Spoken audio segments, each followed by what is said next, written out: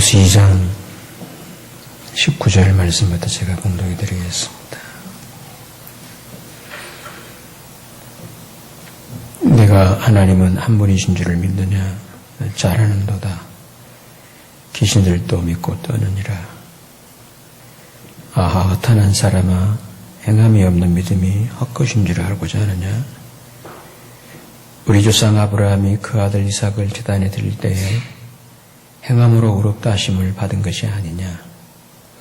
네가 보거니와 믿음이 그의 행함과 함께 일하고 행함으로 믿음이 온전케 되었느니라.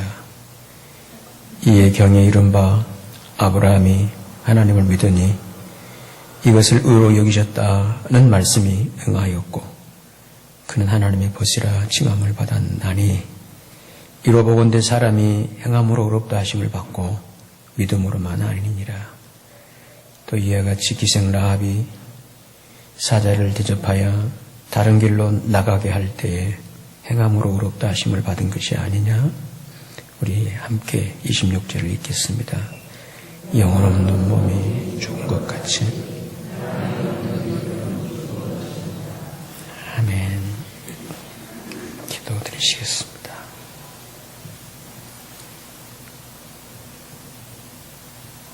여호와 하나님, 이 땅을 그리고 오늘을 이 시대를 살아가는 주의 백성들, 주의 피로 구원받은 하나님의 사람들이 이 시간 주님 앞에 주님 이름에 모여서 예배를 드리며 또 이 시간은 말씀을 들으려고 합니다.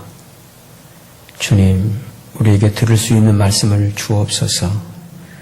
그리고 주님이 주시는 말씀을 귀담아 잘 들을 수 있는 이런 맑은 심령도 허락해 주옵소서. 주님, 이 말씀을 통해서 우리가 살게 하시고 시대를 분별케 하시고 그리고 이 말씀을 통해서 내가 이 땅을 오늘을 어떻게 살아야 할지를 그래서 어리석게 살아가는 것이 아니라 깨어서 지혜롭게 살아가는 주의 백성들로 다스려 주옵소서. 주님, 참 우리가 이렇게 살았다 하는 이름이 있지만 그리고 꽤 괜찮고 힘이 있다라고 생각들을 합니다만 사실 알고 보면 아침의 안개와 같은 그런 존재들입니다. 주님이여, 이런 매우 찰나적인 순간적인 우리 같은 인간들 속에 영원하신 하나님, 영원의 생명을 가신 하나님께서 우리의 아버지로서 우리를 그 생명으로 거듭나게 하신 하나님, 우리 속에 그런 순간적인 이런 우리의 존재들이 영원한 세계를 살아갈 수 있는 그런 생명으로 계속 우리를 양육해 주시고 그런 삶으로, 그런 존재로 우리를 키워주옵시기를 기도합니다. 주님, 이 일에 있어서 우리의 힘으로는 아니됨을 고백합니다. 울어도 힘써 참아도 인간의 의지력으로는 한계가 있는 것 같습니다. 주님, 이것이 우리의 실존일진데 이런 나를 겸허히 주님 앞에 내어놓고 하나님의 일하심을 구합니다. 하나님, 우리 속에 이 일을 시작하셨으므로 이 일을 우리를 향하신 그 뜻을 온전히 이루어 주셔서 하나님께 영광이 되어지게 하시고 우리 모두에게 감격과 기쁨이, 생명의 풍요로움이 그리고 이런 우리로 말미암아 이 사회가 더욱 견고하게 그리고 평화로운 사회가 되어지도록 역사해 주옵소서. 이 시간 말씀을 통해서 이런 놀라운 치유와 회복과 누림이 있어지도록 성령 하나님, 말씀을 전하는 자 부족한 정도 붙잡아 주시고 듣는 우리에게 있어서도 이렇게 이 말씀이 그대로 여호와의 말씀으로 생명 있는 말씀으로 구원의 길로 인도되어지는 말씀으로 들리도록 역사해 주옵소서. 오늘 우리는 이곳에 어떤 한 종파의 그런 종교단체로 모인 게 아니라 주님의 몸된 교회로 모였습니다. 진실로 주의 몸으로 우리를 건강하게 영광스럽게 아름답게 세워주셔서 이 몸 안에 주님이 동행하시는 함께 더불어 살아가는 귀한 살아있는 교회로서 우리들을 살게 해 주옵소서. 여러 몸을 이루고 있는 지체들을 강건케 하시고 여기까지 몸을 이루기까지 헌신하고 동참하고 동역해오는 지체로서의 역할들을 신실하게 은밀하게 감당하고 있는 지체들 영육간의 풍성한 삶으로 복을 주시옵소서. 하나님의 영광을 드러낼 수 있는 귀한 삶의 가정들로 그리고 삶으로 계속 인도해 주옵소서. 이 시간을 통해서 우리를 향하신 귀하신 뜻을 이루어 주시기를 바라오며 우리의 주님 되시는 그리고 생명 되시는 예수 그리스도 이름으로 기도드립니다. 아멘.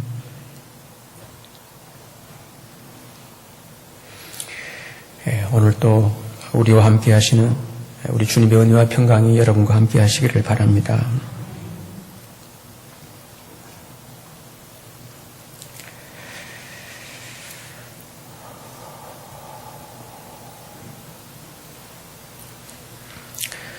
오늘 우리들의 신앙생활에서 가장 심각한 문제 중에 하나가 믿음과 삶이 연결되지 않는다고 하는 것입니다. 그 결과 교회 생활은 신앙 연조와 함께 익숙해지는데 정작 내 자신은 별로 달라진 것이 없고요. 변하지 않는다고 하는 이런 문제입니다. 그래서 자기 자신도 이런 믿음의 기대가 없이 지루하고 몸이 건조한 타성에 젖어버린 신앙생활을 하는 분들이 부지기수가 되고 있는 오늘이지 않나 싶습니다.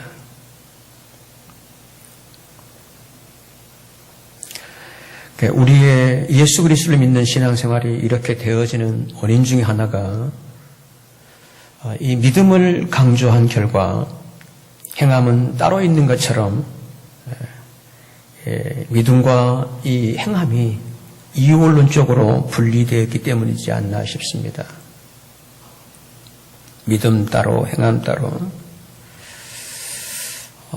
그래서 이런 이원론적인 사고방식 때문에 행해야 어떻든지 간에 믿기만 하면 된다고 하는 이런 소위 그 믿음주의.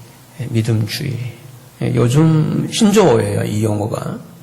우리 공부할 때는 이런 용어가 없었습니다. 요즘 믿음이 믿음답지 못한 이런 현실에서 나온 신조어가 믿음주의라는 말입니다. 믿기만 하면. 사실 우리의 조국교회는 그동안 이 구원의 확신을 갖는 일에 너무 많은 시간을 보낸 결과 오직 믿음으로 구원받는다는 말에는 하나의 이렇게 막 뭐라 할까요?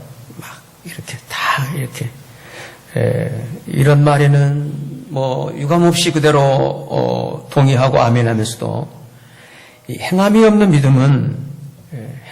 믿음은 바로 죽은 믿음이라고 하는, 특히 야고보 이 서신에 이런 말씀에 지적해 되는 말씀에는 사람들이 아주 부담스러워하는 경향이 있습니다.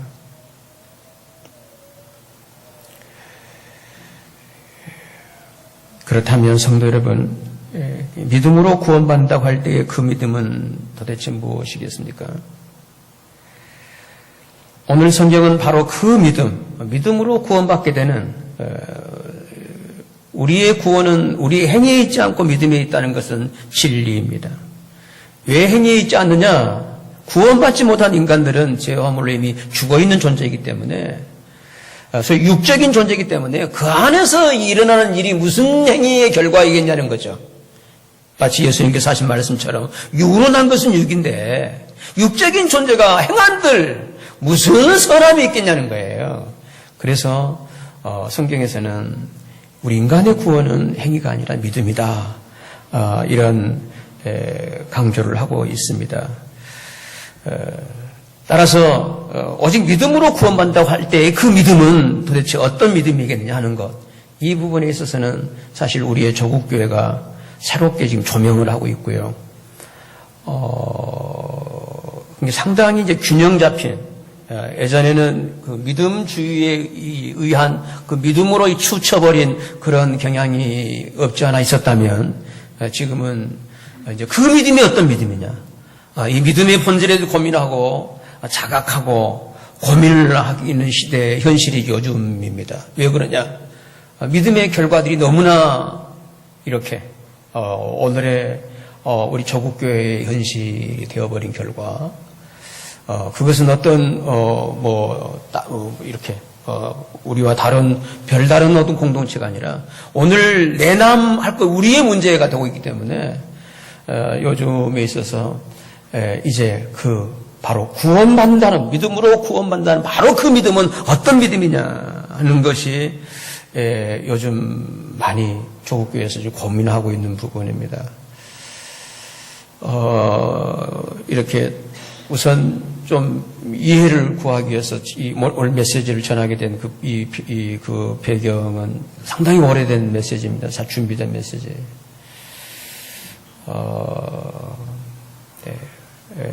야고보 서신을 묵상할 때도 이미 이렇게 검토를 하고 또 여러 신학적인 논쟁들 또 견해들 이렇게 비교를 하면서 이렇게 나름 제가 오래전부터 준비된 메시지인데요. 이 시간 저에게 그리고 우리 조국교회가 지금 이렇게 안고 있고 이렇게 시도하고 있는 그런 문제점에 대해서 가능한 한 있는 그대로 여러분께 전해드리고 싶은 거고요. 이런 메시지를 들으면서 오늘 나의 믿음의 허점이 어디 있었을까, 이렇게 내가 왜 이렇게 믿는다 하면서 믿는다 자운 행함이 없는, 오늘 야고보 형제의 말씀처럼 영혼이 없는 몸이 죽은 것, 행함이 없는 믿음은 죽은 것이라는 것처럼 이런 상태가 되었을까, 이렇게들 점검하면서 이렇게 좋은 믿음의 회복과 누림들이 있으시기를 주님의 이름으로 축원해 드립니다. 분명한 것은 믿음으로 구원입니다. 믿음으로 구원이라 할 때 그 믿음은 오늘 성경에서는 바로 보여낼 수 있어야 한다는 거예요. 이 사실을 오늘 18절에서 이렇게 말씀하고 있는데요. 18절의 말씀을 주목해 보실래요?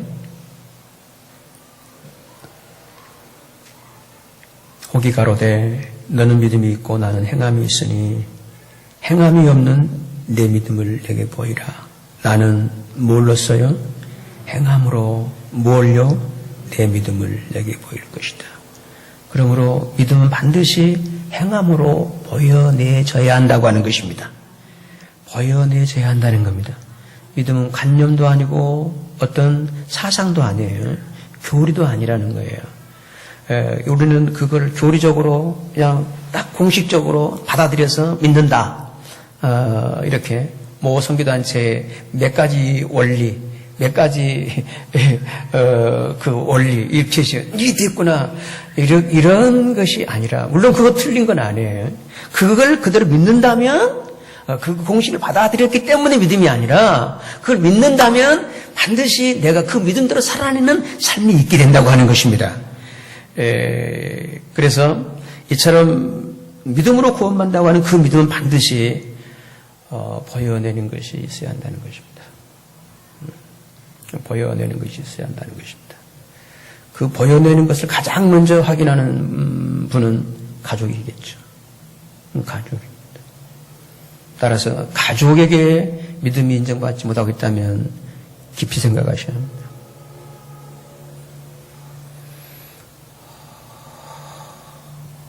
그 다음 가장 부인할 수 없을 정도로 내 믿음에 대해서 그 보여내는 그 삶에 대해서 알고 있는 사람이 내 자신이죠. 내 자신과 가족, 한 공동체, 그 안에서.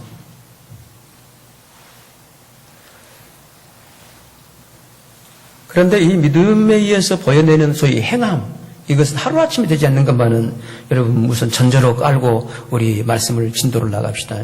하루아침에 딱 되는 게 아니에요. 믿었다고 그래서. 많은 시행착오를, 수많은 갈등, 출업을 통해, 중도를 통해서, 이걸 영적 싸움이라는 거 아니겠어요? 이거를 통해서.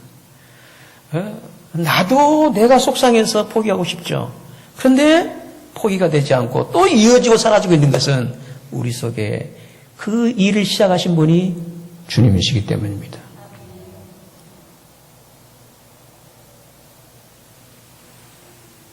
네. 그래서 아직까지 내게 있어서 그런 보여내는 그 구체적인 소위 팩트가 사실이 없다 할지라도 그렇게 낙심하지 마시고요. 아, 이게 문제구나라고 하시고 바른 믿음을 이렇게 일깨워서 나아가게 된다면 그 믿음에 의해서 우리는 분명히 보여내는 삶으로 살아야 될 줄로 믿습니다. 아멘. 그리고 결론처럼 말씀을 드립니다만 이 믿음은 내게서 지어 짜내는 게 아니라는 거 잊지 마시고 지어 짜내는 게 아니에요. 그리고 이 메시지를 들으면서 결코 어떤 내 자신을 조명해 보시는 도구로 삼으시기를 바라고요. 이렇게 부담을 갖고 아이고 또 뻔한 결론이겠지 이런 전제 조건은 달지 않았으면 좋겠어요. 그리고 이제 가을 들어와서 몇 주 동안은 이런 믿음의 세계에 대해서 여러분께 물론 그동안 종종 기회가 있으면 간헐적으로 이런 믿음의 개념에 대해 말씀을 드렸습니다만 저는 그렇게 개인적으로 보는 거죠. 우리 조국교회에 이렇게 이런 이 수준이 되어버리고 이런 모습이 되어가고 있는 것은 가장 큰 원인이 뭐냐? 열심 부족이 아니다는 거예요. 다른 부족이 아니에요. 이 믿음에 대한 애국 때문입니다. 그래서 기회만 있으면 이 믿음이 우리에게 산출되는, 우리에게 지어짜내는 행위가 아니라는 걸 말씀을 드리고 그 원리 안에서 이 본문 말씀을 제가 여러분께 증거해 드리도록 하겠습니다. 오늘 이 야고보 형제는 이렇게 말해요. 만일 우리에게 믿는다 하면서 그 믿음이 보여낼 수 있는 행함이 없다면 그 믿음은 자기를 구원할 수 없다. 죄를 따라합시다. 자기를.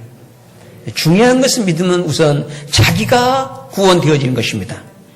아멘. 꼭 그렇게 되시기를 주의 이름으로 축원합니다. 내가 구원되시기를 바라요. 그 구원이 죽어서 구원이냐? 이것은 우리가 빨리 개념 정리를 하셔야 합니다. 아니에요. 그 구원은 예수 그리스도를 믿는 그 순간부터 시작된 하나님의 나라입니다.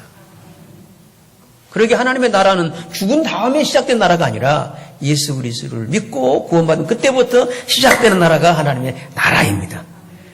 오늘 본문을 보시면 우리 이렇게 보여낼 수 있는 행함이 없는 믿음이란다면 그 믿음은 자기를 구원할 수 없다고 하는 본문이 바로 14절인데요. 14절을 보실까요? 네, 14절 우리 함께 읽겠습니다. 시작. 내 형제들아 만일 사람이 믿음이 있노라 하고 행함이 없으면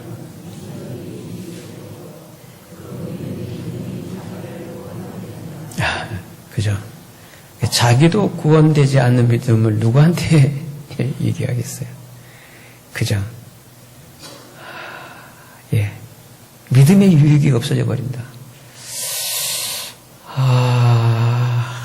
참 안타까운 일이죠. 예.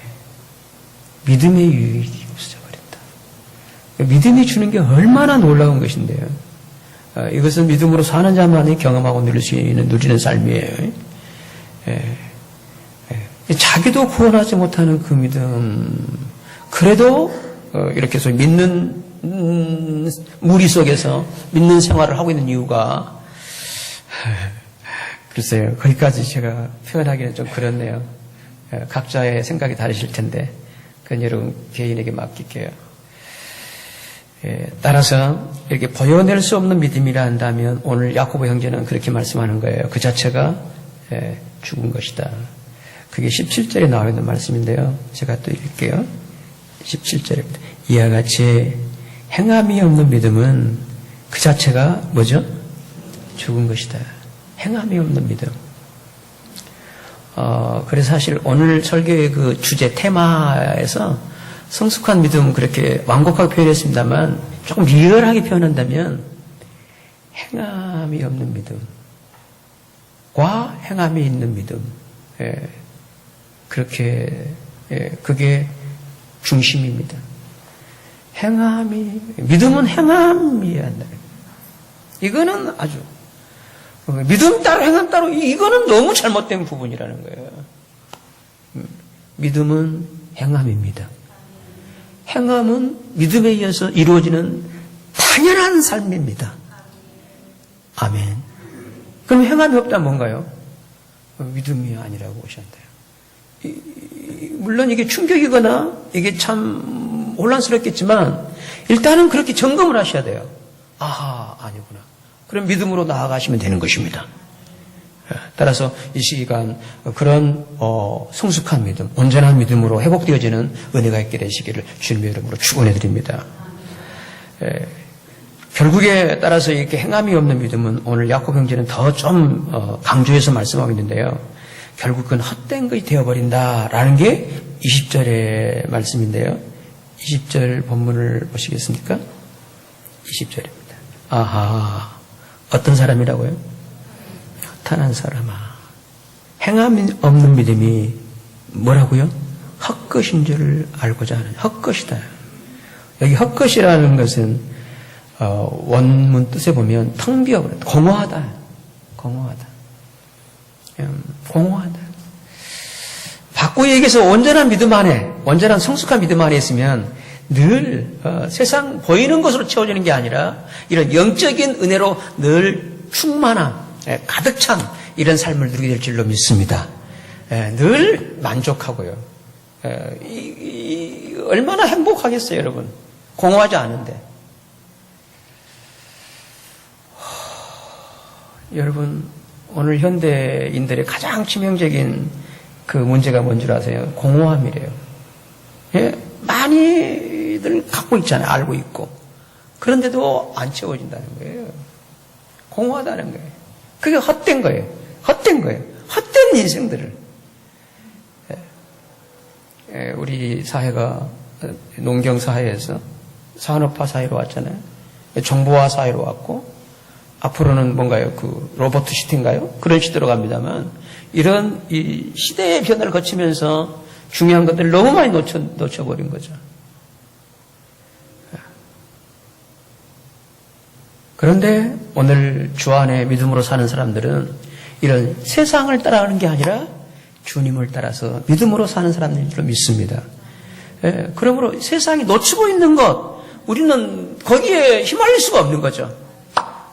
이런 진리를, 이런 믿음을 갖고 있다면 결코 그 삶은 헛된 인생이 아니 될 줄로 확신합니다.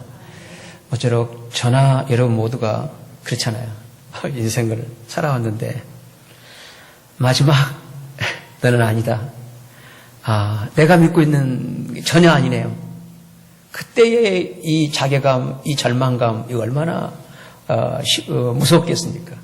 이 사실을 주님께서도 말씀하셨잖아요. 그때 슬피 울며 뭐를 간다고요? 아시네. 그런데 요즘 저희가 이가 좀 안 좋아지기 시작하는데요. 그때 가면 이도 못 갈겠더라고요. 그럼 어떡하겠어요, 그냥. 무서운 상황이죠. 헛것인 줄 알지 못하느냐. 그런데 여기에서 예수님께서도요, 이런 헛된 믿음에 대해서 이렇게 경고를 하고 계세요. 우리 마태복음 7장을 제가 소개해 드릴게요. 21절인데요.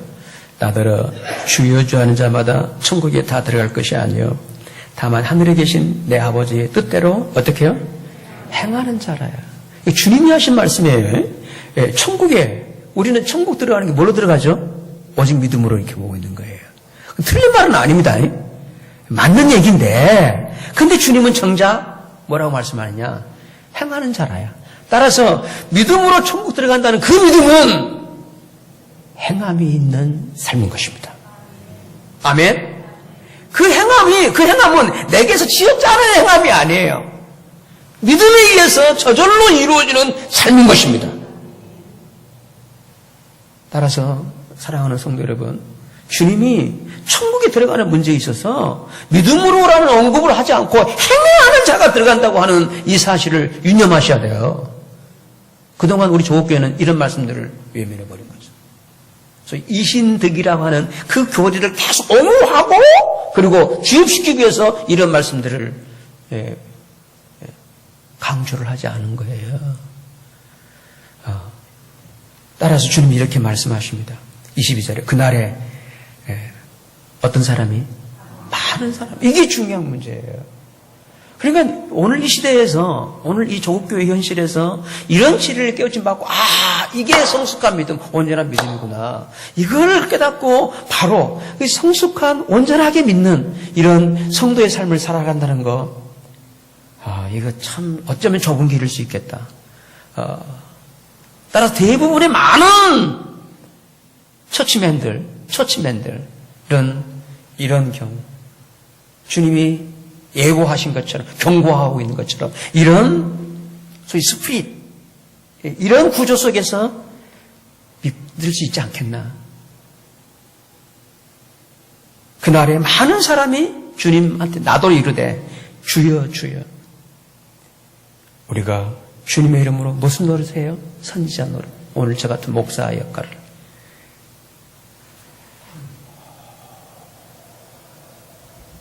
그리고 주님의 이름으로 무엇까지 쫓아내요? 귀신을 쫓아내요. 자기 이름으로가 아닙니다. 주님의 이름으로 목사 노릇하고 있어요. 주님의 이름으로 귀신 쫓아내요. 그리고 주님의 이름으로 모든 일마다 주여 주여예요. 근데 정작 문제는 뭔가요? 주님과는 관계가 없는. 이럴 수가 있나요? 근데 이럴 수 있다고 하는 거예요. 이게 우리를 경악게 하고 있는 거예요. 이게 우리를 깜짝 소스같이 놀라게 하는 거예요. 따라서 이런 상황에서, 이런 현실이 있고 이런 상황이, 이런 주님이 예고하셨다면 우리의 신앙생활에 중요한 건 뭔가요? 분별이죠.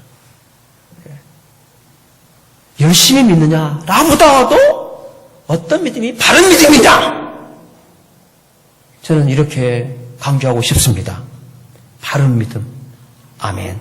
믿음다운 믿음이시기를. 참으로 그렇잖아. 이 믿음의 세계를 바로, 이 구원의 길을 바로 안내하기 위해서 저 같은 이런 타이틀의 직분자를 세우신 거 아니겠어요? 그래서 제가 그동안 이 본문으로 메시지를 잡고 오랜 동안 한 4, 5개월 됐던 메시지, 가장 오랫동안 이렇게 계속 인도를 받은 메시지가 이 본문 메시지입니다. 그래서 기도 동안 하고 준비하면서 이 역할을, 바른 믿음을 소개해드리고, 바른 이 구원의 길을, 하나님 천국에 들어가는 이 세계를 안내해 역할을, 그런 역할자로 서 있으면서 상당히 많은 부담도 있는 것이죠. 이게 혹시 어떤 내 의도에 의해서 이런 부분이 되지 않도록 제가 많이 이렇게 신경을 쓰고 있고요. 여러분께서도 다른 어떤 선지식으로 여러분이 그동안 들어왔고 알고 있는 그런 개념으로 이렇게 딱 단정해서 이렇게 제 설교를 이렇게 재단하지 마시고요. 그대로 말씀에 따라서 한번 들으시면서 내 믿음을 점검하고 진단하는 시간이 되시기를 바랍니다. 고린도 교회 중 마지막 메시지가 뭐냐면, 너희가 믿음에 있는가? 너희 자신을 시험하고 확증하라. 너희 안에 이 믿음이 없다면, 이 믿음이 있는 걸 모른다면 너희는 버리운 자다. 이렇게 말씀하실 정도로 사실 우리의 삶에서는 매우 중요한 삶의 실제가 믿음인 줄로 믿습니다. 믿음 안에서 이루어져. 근데 그 믿음에서 오는, 믿음으로 구원받는다면 이 믿음을 변질시키는 데 있어서는 사탄은 그대로 있을 수가 없겠죠. 에덴 동산의 최초 인간을 미혹해서 죽음의 길로 이끌었다면 오늘 우리쯤이야 얼마나 많은 믿음의 혼란과 변질을 유도하겠습니까? 그 중에 하나가 뭐냐?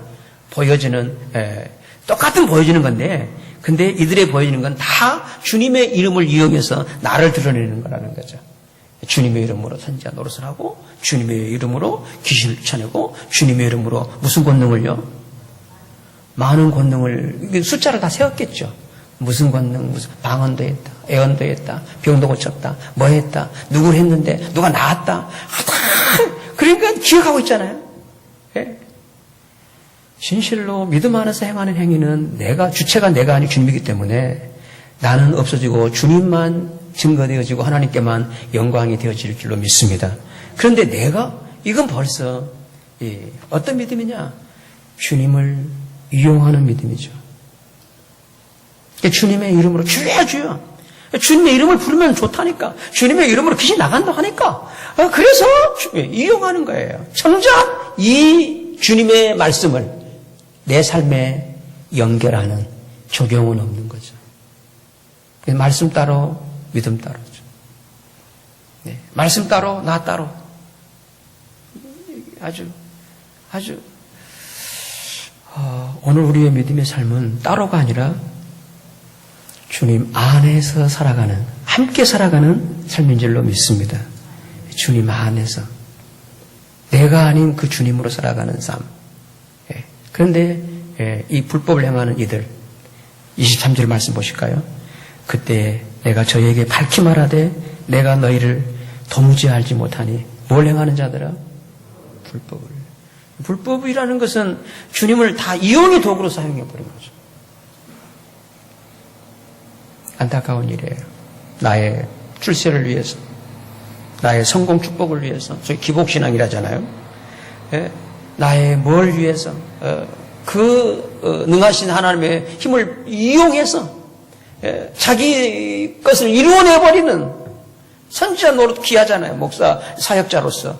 또 어떤 능력을 행해서 그 눌림 가운데 있는 자들을 자유케 하는 거 얼마나 귀한 일이에요. 근데 문제는 그게 다 자기를 위한 거라는 거예요. 무서운 일이죠. 저도 지금까지 사역해오면서 조금 방심하면 그럴 수 있겠구나. 조금만 깨어있지 않게 되면 결국 왜냐하면 사람은 어쩔 수 없는 이기적인 존재잖아요. 이렇게 되겠구나. 저도 여기까지 오기까지 참 많이 종종 고민했고, 그리고 감사한 것은 그런 우정어린, 애정어린 지체들의 그런 권면, 그런 나눔, 이게 참 오늘 저를 참 감사해요. 여러분들에게.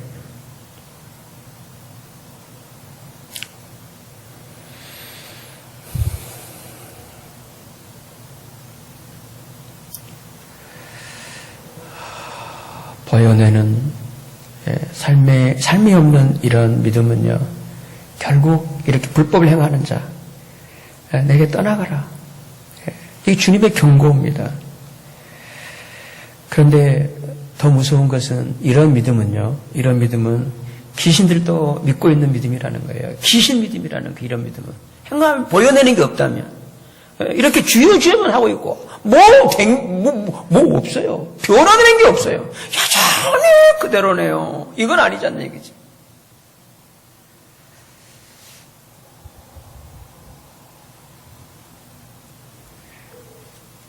어떠신가요?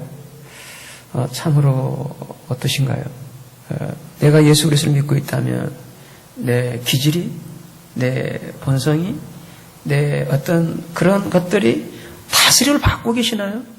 그렇다면 믿음으로 살고 있는 줄로 믿습니다만, 그게 없이 믿음 따로 그리고 내 생활 따로, 이건 아니라는 거예요. 이럴 짓은 하지 마시라는 거예요. 물론 그걸 감당하는 어떤 수준은 차이가 있어요. 따라서 주님이 일방적으로 요구하는 건 아닙니다. 우리의 은사에 맞게끔, 믿음의 수준에 맞게끔, 믿음의 분량에 맞게끔, 믿음의 크기에 맞게끔 거기에 그 행위를 요구하시는 것입니다. 아멘. 그래서 믿음의 분량이 있잖아요. 믿음의 분량이 있는 것만은 사실이에요. 그렇습니다. 그래서 내 믿음만큼. 근데 문제는 뭔가요? 그 믿음이 아니라 내가 중심이 되고 있다면 이건 아니라는 거예요. 근데 그런 믿음은 뭐냐? 내가 중심이 된 믿음은 귀신들의 믿음이라는 것을 이 야곱 형제가 굉장히 이거는 좀 아주 가슴 떨리는 얘기예요, 사실은. 보시죠. 우리 19절 말씀인데요. 19절에 네가 곧 누구죠? 그 보여내는 믿음이 없는 사람이죠. 네가 하나님은 한 분인 줄 믿느냐? 잘하는도다. 누구도? 귀신들도 어떻게 해요? 귀신들도 떠는데 어떻게 해요? 저를 따라합시다. 믿고 물어볼게요. 그러면 귀신들을 그럼 믿습니까? 안 믿습니까? 예? 믿고 왔잖아요. 그죠? 근데 이건 아니라는 거예요. 예. 이건 믿음이 아니라는 거예요. 이건 구원받는 믿음이 아니에요. 구원받는 믿음은 귀신들이 구원받나요?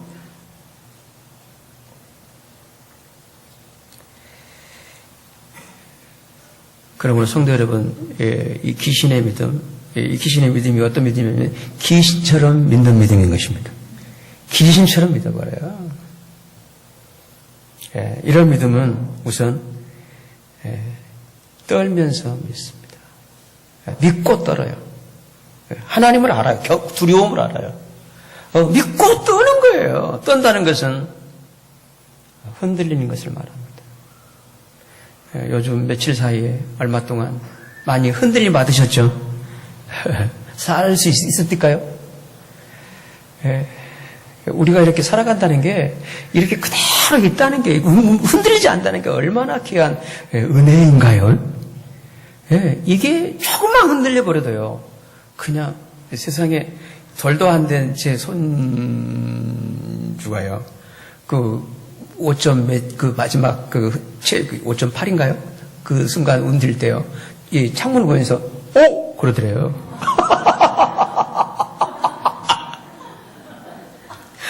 그 돌도 안 되는 그 아이도요. 이게 사는 게 아니라는 거잖아요. 흔들리면요. 여러분, 살기 위해서는 자리를 잡아야 합니다. 흔들려서는 안 되는 거예요.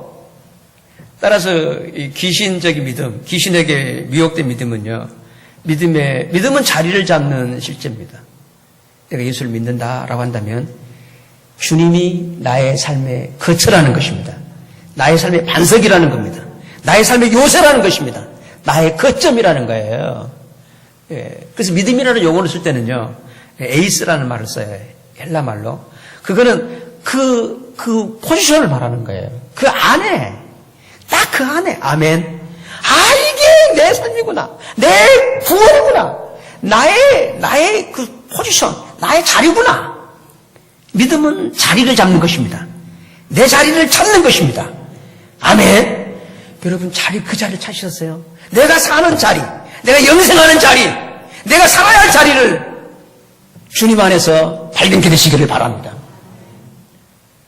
이걸 발견하시면요, 세상은 달리 보여요. 흔들리지 않습니다. 세상은 어차피 흔들리지 않아요. 각오도 뭐 계속 흔들거리면 막 얼마나 우리를 혼란케 하고 있나요? 따라서 이렇게 잘못된 믿음으로써 귀신적 믿음을 갖게 되면 믿음의 자리를 잡지 못하고 이곳저곳으로 계속 배회를 합니다. 잊지 마세요. 제 목회 40년의 경험의 결론입니다. 귀신의 믿음은요, 한 자리를 못 잡아요. 못 잡습니다. 진리를 찾는 구도자의 길이 아닌 한, 물론 진리를 찾기 위해서는 이곳저곳을 잘 이렇게, 진리를 찾기 위해서, 이건 중요한 삶이에요. 근데 그게 아닌 삶이라 한다면, 그건 떨고 있는 거예요. 흔들리고 있는 믿음이에요. 믿음은 흔들리는 세계가 아닙니다. 따라서 이렇게 귀신적 믿음의 사람들의 특징이 뭐냐면 집중하지를 못하는 거죠. 몰입을 못하는 거예요. 이게 가장 무서운 현상입니다. 집중의 은혜가 없는 거예요. 근데 정상적 주를 믿는 믿음에는요, 오직 다른 것 비교를 하지 않죠. 두변거리지 할 수가 없죠. 오직 믿음의 주에 온전케 하시는 주만 보게 되는 것입니다. 아멘. 이걸 아주 그래서 저는 아주 믿음의 깊이라는 건요, 몰입의 깊이로 저는 봐요. 주님이죠. 어떠세요? 여러분, 주를 믿으시면 자꾸 한눈 팔고 이렇게 다른 게, 이거는 유혹입니다. 이건 귀신적 유혹이에요. 집중하셔야 돼요.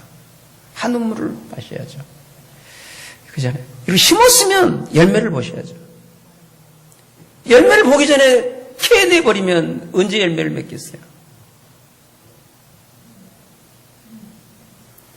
이렇기 때문에 이 성숙한 믿음, 온전한 믿음의 이런 분들은요, 결코 흔들리지를 않습니다. 떨지를 않습니다. 이 사실을 신약성경 히브리서에서는 이렇게 말씀하고 있는데요. 히브리서 12장입니다.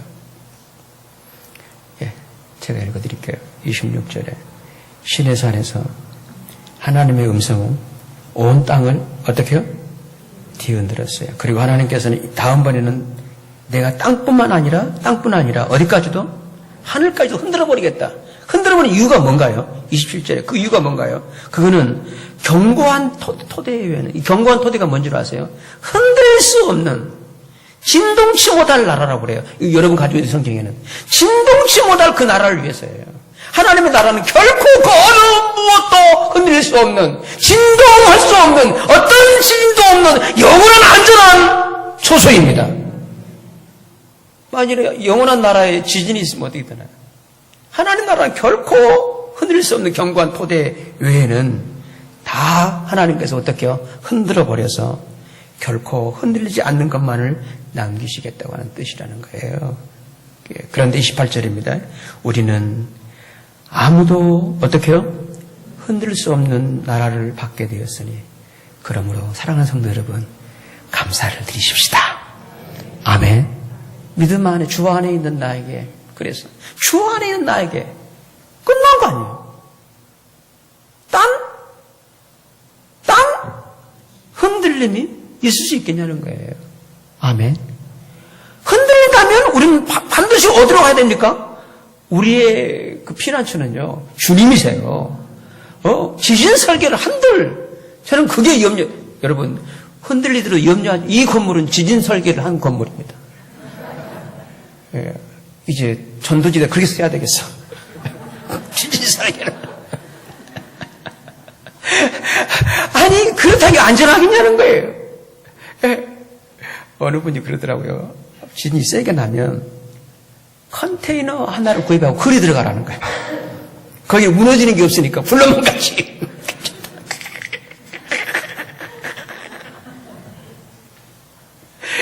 어디가 안전하겠어요?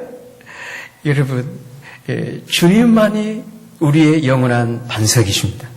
우리의 흔들 수 없는 영원한, 주 안에 있는 나에게. 여러분, 주님이 무너지나요? 그럼 나도 무너지겠죠. 주님은 그럴 수가 없잖아요. 늘 그래서 나는 어떤 믿음이죠? 아, 주님은 이런 주님이지. 거기에 그 믿음에 붙는 거예요. 아멘. 할렐루야. 나는 그 믿음이 없잖아요. 근데 주님은 이런 분이지 않냐 이거지. 이걸 공동 운명체라고 그래요. 이걸 한 몸의 관계라고 그래요. 이 몸의 비밀이라고 그러는데요. 이 공동 운명체 되는 거예요. 온 삶이 이게 희망이 다 무너지죠. 그런데도 주님은 여상하시다, 여전하시다 라고 한다면 나의 거처는 어딘가요? 주님 안으로 가야 하는 것입니다. 이게 믿음의 삶이에요. 그래서 이 귀신의 믿음이라는 거, 귀신처럼 믿는 것은요, 그거예요. 자기의 필요에 따라서 이것저것. 그리고 오늘 성경에서는 이 귀신처럼 믿는 믿음을요, 아는 것으로 끝난다는 거예요. 아는 것으로. 알았으면 그 다음에 행함이 있고 삶이 변해야 할 텐데 아는 것으로. 물론 우리의 신앙생활에서 어떤 내용을 배우고 알아가는 건 매우 중요합니다. 이 알아가는 것을 차단해버리는 것을, 그거를 중세교회가 그랬죠. 중세교회가 그거를 뭐라고 그러는데, 중세교회 특징이 그겁니다. 알지 말라는 거예요. 근데 여러분들은 그냥 신부님이 하시는 것만 이렇게 그거를 뭐라고 그러는데, 생각나시는 분이 계시면 표현해 보시면 같이 공유할 수 있겠습니다만, 이 시간에 알았는데 생각이 안 나나요? 중세에 그걸 뭐라고 그러는데, 이렇게 딱 무직하게 성경 번역도 않고 라틴어로만 번역해가고 자기들만 아는 거예요. 그런데 개혁교 정신이 뭐냐면은 이렇게 충분히 복음을 알고 하나님을 알고 믿는 믿음인 줄로 믿습니다. 그러니까 이 맹목적인 믿음은 그래서 위험한 거예요. 아는 게 매우 중요합니다만 문제는 그렇게 아는 자기 지식에 갇혀서 거기에 딱 멈춰버린다는 거예요. 거기에. 그게 바로 이 얄팍한 지식이 주는 함정이라는 거예요. 그래서 이런 그 지식을 구약성경 잠언에서는 이렇게 말씀하고 있는데요. 잠언 23장 좀 올려주실래요? 잠언 23장입니다. 네, 우리 함께 읽겠습니다. 시작. 부자 되기에 애쓰지 말고, 이 사사로운 지혜입니다. 이걸 깊은 지혜, 소위 공유적인 절대적 지혜가 아니라 자기 개인적인 사사로운 지혜, 이거라는 거예요. 그러니까 내가 아는 지식이 삶이 안 된다면 그건 사사로운 자기 액세서리 용이라는 거예요. 오늘 우리 현대인들이 많은 것을 알고 있고 많은 걸 지고서도 행복하지 않는 이유가 뭐냐면 이 사사로운 지혜 때문이래요. 너무 사사로운 지혜가 많다는 거예요. 이거를 소위 스마트폰 시계의 지식이라는 거예요. 그럼 값이 없잖아요. 이 아는 자로서의 깊이가 없잖아요. 이게 요즘 시대의 사사로운 지혜의 특징입니다. 삶이 뭐 없으니까. 결국 그래서 듣고 아는 것으로 끝나버리게 되고 그 결과 이렇게 자기가 기준이 되고 판단하고 이렇게 소위 사탄과 같은 비슷한 귀신 믿음이 되어버릴 수 있다고 하는 것입니다.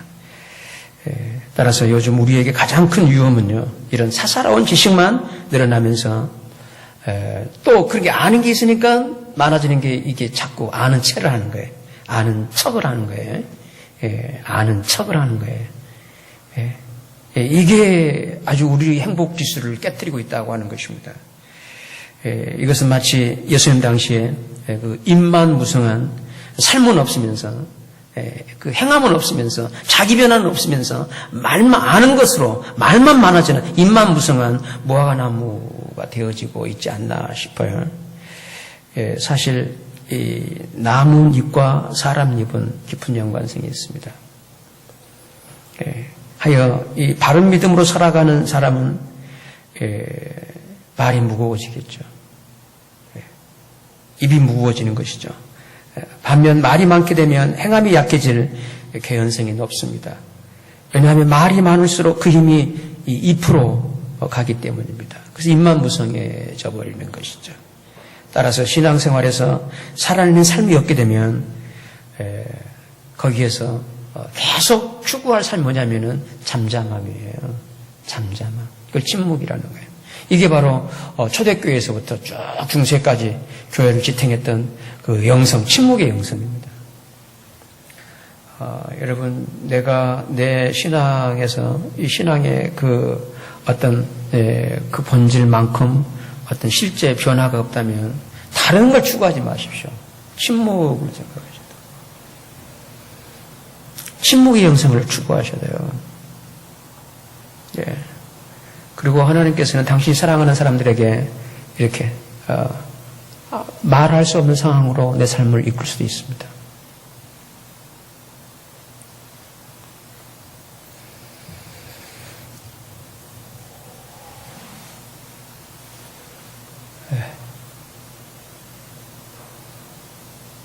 제가 물어볼게요. 여러분, 말하기가 쉬워요? 말하지 않기가 쉬워요? 저는 개인적으로 말하는 것보다도 벌이 들어왔네요. 가만히만 계시면 됩니다. 벌도요, 가만히 사람은 절대로 안 쏴요. 나대는 사람을 쏩니다.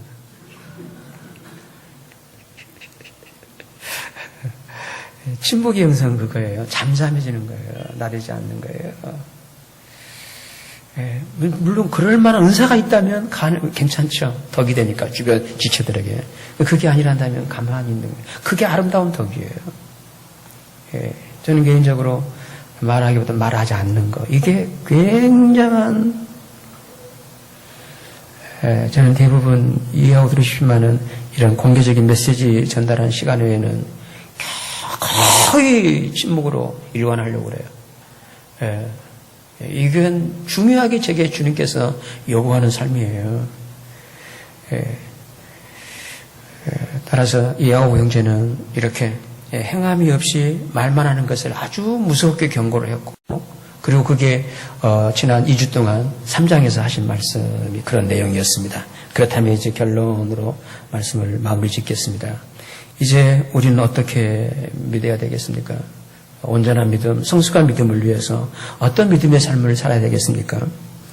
물론 믿음이 좋다는 것을 한마디로 정의할 수는 없겠지만 분명한 것은 우리의 믿음은 반드시 행동으로, 내 삶으로, 일상에서 드러나야 한다고 하는 것입니다. 이런 온전한 믿음, 성숙한 믿음, 좋은 믿음에 대해서 야고보는 우리에게 두 믿음의 모델, 두 사람을 예로 들고 있는데요. 바로 아브라함과 기생 라합이에요. 우리 21절부터 본문을 좀 보시겠습니다. 21절입니다. 의류성 아브라함이 그 아들 이삭을 제단에 드릴 때에 행함으로 의롭다 하심을 받은 것이 아니냐. 내가 보이거니와 믿음이 그의 행함과 함께 일하고 행함으로 믿음이 온전케 되었느니라. 이에 경에 이른 바 아브라함이 하나님 믿으니 이것을 의로 여기셨다는 말씀이 응하였고 그는 하나님의 벗이라 칭함을 받았나니 이로 보건대 사람이 행함으로 의롭다 하심을 받고 뭘로 아니다고요? 믿음으로만 아니니라. 또 25절에 이와 같이 기생 라합이 사자를 대접하여 다른 길로 나가게 할 때에 행함으로 의롭다 하심을 받은 것이 아니냐. 아브라함과 기생 라합의 믿음입니다. 그 믿음은 믿음만이 아니라는 거예요. 행함이 있었다는 거예요. 그 믿음의 그 행함, 그게 온전한 믿음인 줄로 믿습니다.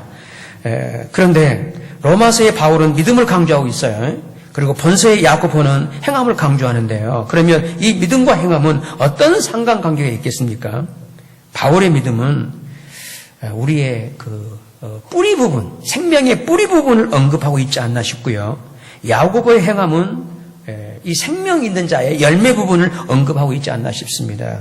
따라서 믿음이 구원의 뿌리라고 한다면 행함은 구원의 열매라고 할 수 있을 것입니다. 그러므로 예수 믿는 신앙생활에는 뿌리도 있어야 할 것이고 열매도 있어야 할 줄로 믿습니다.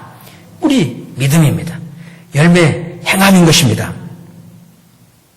오늘 저희 교회가 믿음의 공동체로서 무직분과 무기명이라고 하는 이 독특한 제도임에도 불구하고 오늘날까지 이렇게 어렵지 않게 주님의 교회를 이루어 올 수 있었던 것은 이렇게 아브라함과 라합과 같이 오로지 하나님 말씀에만 집중하는 뿌리 있는 믿음에 의해서 주님의 열매로 사라지고 있는 지체들 때문이라고 저는 여러분께 말씀드리고 싶습니다. 이러한 믿음을, 이런 성숙한 믿음을 오늘 성경은 이렇게 설명해 주고 있는데요. 다시 한번 22절 말씀을 보시겠습니까? 22절입니다. 네가 보거니와 믿음이 그의 뭐와 함께 일하고요? 행함과 함께 일하고요. 믿음이 그의 행함과 믿음 나와지는 것은 행함이 있을 때 믿음의 역사가 있게 되는 거예요. 함께 일하고 행함으로 믿음이 어떻게 됐다고요? 온전케 되었다. 이렇게 말씀하고 있어요. 그래서 오늘 말씀의 결론은 이렇게 마무리 짓고 있습니다. 26절 말씀 다시 한번 같이 함께 읽습니다. 시작. 영혼 없는 몸이 죽은 것 같이 행함이 없는 믿음. 따라서 행함이 없는 믿음은 영혼 없는 몸처럼 영혼이 없는 믿음이 되고 말겠죠. 그러므로 중요한 것은 행함이 있는 믿음이에요. 삶이 있는 믿음. 따라서 삶이 없다면, 아직 삶이 아니란다면 거기에서는 잠잠해지셔야 됩니다. 그리고 오직 믿음의 주이신 예수 그리스도만 의존하셔야 돼요.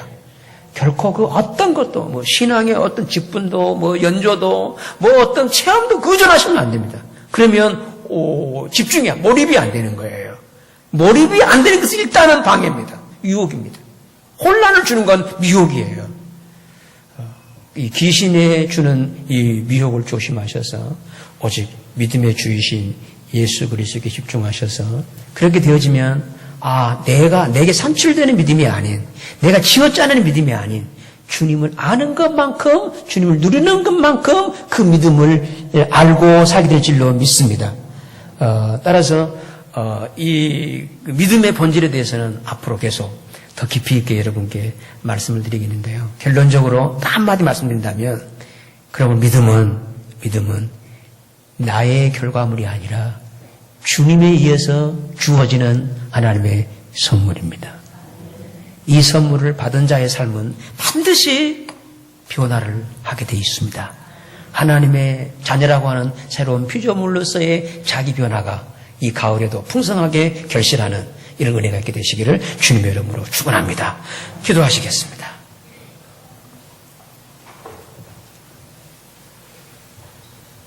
믿음으로 살아간다고 하는 것, 믿는 자가 된 것, 보통 이건 측량할 수 없는 주님의 은혜거든요. 그런데 오늘 지금까지 나는 이 믿음으로 살아오면서 어떤 감격을, 어떤 은혜를, 어떤 삶의 변화들을 이루고 계시는지요. 내가 믿는 것만큼, 믿어오고 있는 것만큼 내 삶의 변화가 있다는 게 얼마나 아름다운 복된 일이겠어요. 날마다 기대가 되어지겠죠. 새로움의 그 경이로움의 기대가 얼마나 가슴 설레게 하겠습니까? 결코 어떤 믿음을 무미건조하게 지루하게 생각하거나 타성해진 믿음이 아니라 달로 겉사람은 후피하지만 달로 새로워지는 이런 새로움의 변화로 나를 믿음의 길로 인도해 주시기를 위해서 우리 주님께 합심해서 같이 함께 기도를 드리시겠습니다.